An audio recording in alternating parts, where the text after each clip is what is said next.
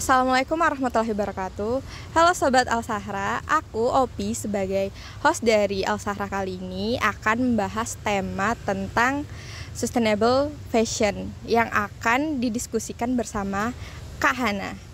Kalian kepo kan sama Kak Hana? Yuk kita ngobrol langsung. Halo Kak Hana, apa kabar? Ya, alhamdulillah baik. Nah, boleh kenalan dulu nggak Kak buat Sobat Al-Sahra biar tahu narasumber kita itu siapa? Oke, jadi kenalin, nama aku Hana, panjangnya Hana Fitria Zahidah. Aku dari Ekonomi Islam angkatan 2021. Oke, sekarang kan kita lagi bahas tentang sustainable fashion. Nah, menurut Kak Hana, sustainable fashion itu apa sih? Jadi itu sustainable fashion adalah sebuah konsep yang memang memperhatikan aspek lingkungan dalam proses produksi pakaian itu sendiri. Tapi itu nggak cuma itu. Selain untuk memperhatikan aspek lingkungan, mereka itu juga harus memperhatikan kesejahteraan para tenaga kerjanya. Jadi produsen itu harus bertanggung jawab atas hak asasi para karyawannya, seperti menetapkan jam kerja yang layak, kemudian upah yang layak juga, dan tidak boleh mempekerjakan anak-anak di bawah umur.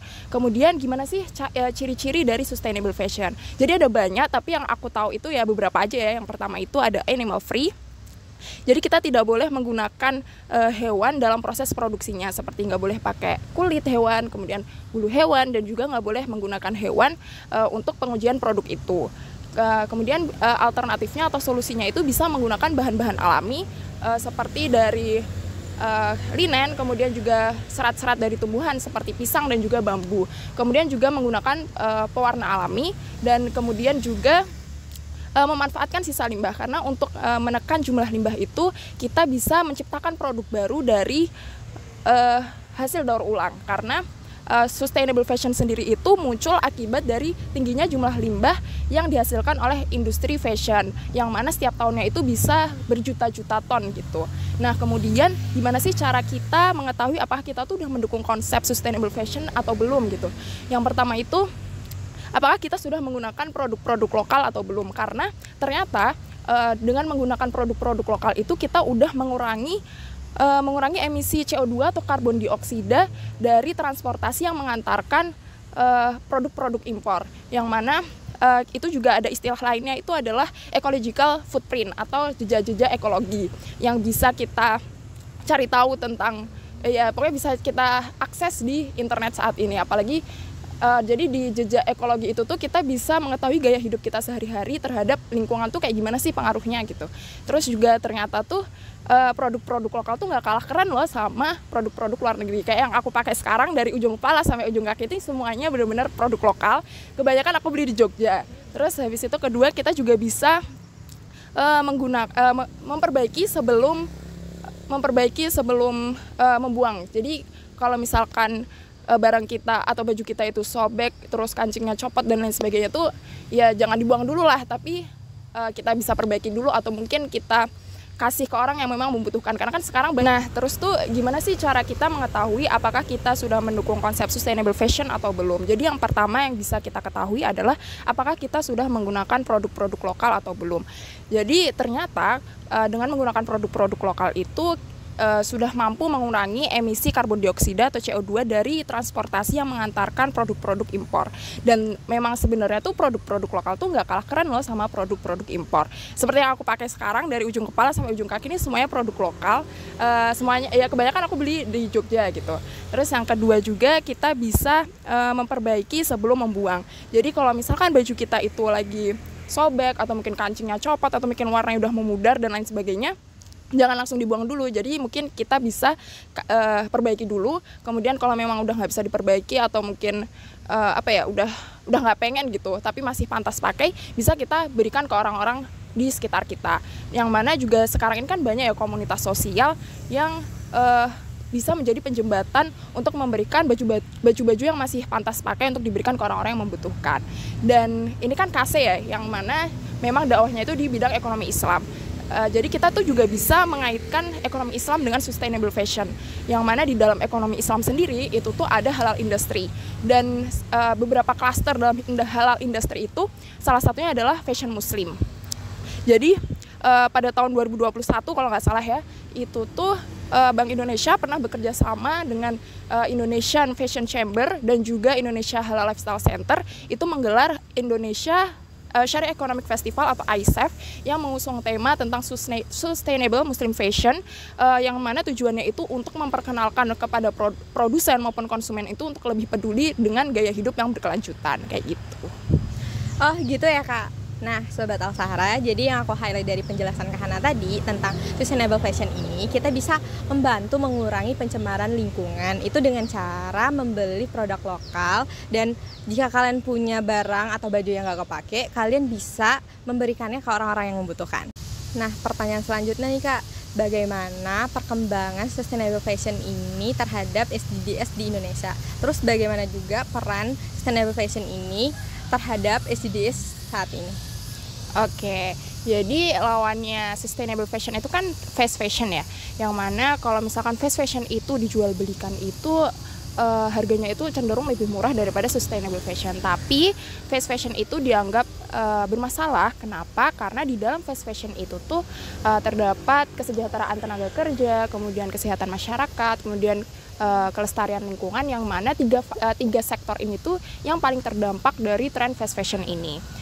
Kemudian banyak banget perusahaan fashion yang justru melakukan aktivitas kegiatan produksinya itu di negara-negara berkembang, salah satunya itu di Indonesia, karena untuk mendapatkan tenaga kerja yang memang lebih murah. Selain itu juga nggak sedikit gitu pabrik fashion yang memang mempekerjakan anak-anak di bawah umur. Oke, terus tuh fast fashion sendiri itu memang berkontribusi terhadap kerusakan lingkungan seperti pencemaran air dan tanah, karena memang kalau kita memproduksi pakaian itu membutuhkan debit air yang cukup besar. Selain itu juga bisa penimbunan sampah, dan bahkan fast fashion ini tuh bisa menyebabkan pemanasan global. Oleh karenanya fast fashion ini tuh bisa menjadi tantangan sekaligus problematika yang terus diupayakan oleh negara-negara di seluruh dunia melalui program SDGs, yaitu pada poin ke-12 disebutkan bahwasannya pola produksi dan konsumsi itu harus dijamin dilaksanakan secara berkelanjutan, yang mana tren fast fashion ini tuh justru menjadi contoh aktual yang aktivitas produksi dan konsumsinya itu dilakukan secara berlebihan gitu, di mana produsen itu menghasilkan produknya secara masif dan juga cepat, sedangkan konsumen itu bisa membeli dan juga membuang dengan entengnya, dengan mudahnya. Oh, kalau nggak kepake yaudahlah dibuang aja gitu. Nah, terus di sini sustainable fashion, atau bisa juga sebenarnya disebut dengan circular fashion, itu bisa menjadi salah satu solusi untuk mendukung program SDGs itu tadi, dan untuk mengatasi masalah dari tren fast fashion, yang mana prinsip dari sirkular ini itu adalah inovasi hijau dengan menggantikan sistem tradisional yang siklusnya itu sekedar membuat, kemudian menggunakan, lalu membuang. Tapi lebih daripada itu, tujuan dari prinsip ini tuh adalah untuk membangun ketahanan suatu produk, yang mana produknya ini bisa masanya tuh bisa lebih panjang gitu, dan juga bisa memperhatikan aspek lingkungan yang selama proses produksinya. Nah, selain itu juga kita sebagai umat muslim nih sebenarnya tuh juga udah dimention oleh Allah di dalam Quran surat Al-Baqarah ayat 30, yang mana di dalamnya itu dijelaskan bahwasannya kita sebagai khalifah di muka bumi itu ya memang memiliki tanggung jawab untuk mengelola bumi dan juga menjaga kelestarian lingkungan dengan sebaik-baiknya sebagai amanah yang diberikan oleh Allah gitu. Oh, ternyata sustainable fashion itu udah dimention sama Allah loh, bahwasanya kita tuh nggak boleh berlebihan dalam hal apapun, termasuk dalam mengeksplorasi lingkungan. Nah, mungkin ini pertanyaan terakhir nih Kak.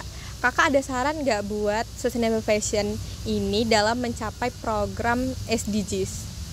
Oke, jadi pada intinya kalau kita udah menerapkan konsep sustainable fashion itu secara otomatis kita udah mendukung program SDGs itu, yaitu yang poin 12 yang tadi aku udah sebutin tentang pola produksi dan konsumsi yang dilaksanakan secara bertanggung jawab dan juga berkelanjutan. Tapi nggak cuma poin 12 sih menurutku. Oke, jadi pada intinya kalau kita sudah menerapkan konsep sustainable fashion, sebenarnya kita tuh sudah secara otomatis turut mendukung program SDGs poin ke-12, yaitu pola produksi dan konsumsi yang dilaksanakan secara bertanggung jawab dan juga berkelanjutan. Tapi menurutku juga itu tuh enggak cuman poin ke-12, tapi juga bisa poin ke-13, yaitu climate action, yang mana fast fashion tadi itu tuh ternyata bisa menimbulkan pemanasan global. Nah, mungkin ini juga sekaligus jadi closing statement dari aku ya, bahwasannya sustainable fashion itu kalau secara harga memang cenderung lebih mahal daripada fast fashion karena memang mereka itu menggunakan bahan-bahan langsung dari alam. Selain itu juga prosesnya yang mempertimbangkan banyak hal, salah satunya adalah lingkungan. Dan menurut aku saat ini pun sustainable fashion itu masih cukup jarang atau mungkin kurang masif lah di tengah-tengah masyarakat. Jadi ini bisa menjadi tantangan sekaligus peluang untuk kita semua, khususnya generasi muda dan khususnya lagi kita sebagai pejuang ekonomi Islam atau mungkin kader-kader ekonomi Robbani untuk turut berkontribusi dalam menciptakan dan juga memperkenalkan produk fashion muslim yang berkelanjutan. Jadi mungkin itu aja sih dari aku, dan mungkin mohon maaf juga ya kalau misalkan penjelasan aku ini mungkin kurang, ya banyak kurangnya lah, karena ya aku akui juga ilmuku cukup dangkal, jadi masih terus untuk belajar gitu. Wah, keren banget gak sih Sobat Al-Sahra penjelas dari Kak Hana tadi? Nah, sebelum itu aku mau ucapin terima kasih buat Kak Hana udah menyempatkan hadir buat mengisi acara Al-Sahra kali ini. Dan aku juga mohon maaf jika ada kendala ataupun salah kata dalam penyampaian. Jadi, sebelum kita menutup diskusi kali ini, Sobat Al-Sahra jangan lupa like, comment, share, and subscribe. Dan see you di next video. Ekonomi Robbani bisa. Wassalamualaikum warahmatullahi wabarakatuh.